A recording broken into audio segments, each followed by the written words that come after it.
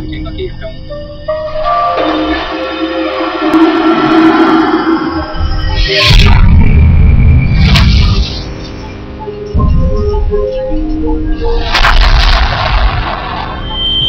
ni mig? I dessa tider finns det flera viktiga frågor vi bör ställa oss. Hur kan du och jag och våra vänner och våra barn lita på att det vi ser på tv och hör på radio är sant? Och hur vet vi att våra åsikter är våra egna? Hur kan vi vara säkra på att de svaga rösterna kommer till tals istället för att skrämmas till tystnad? Jag kan tala om hur. Det finns en människa vi kan tacka för allt detta.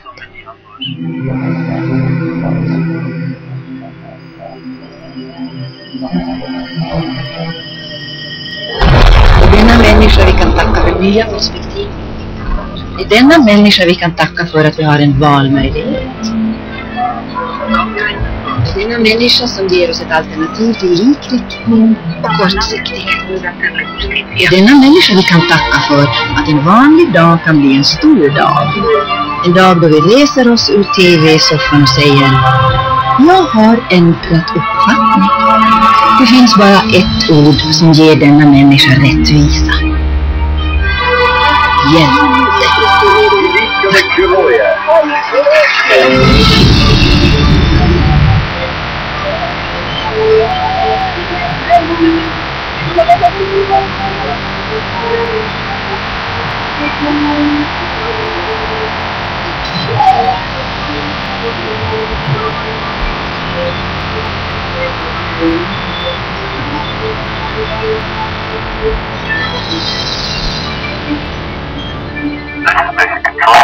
We have a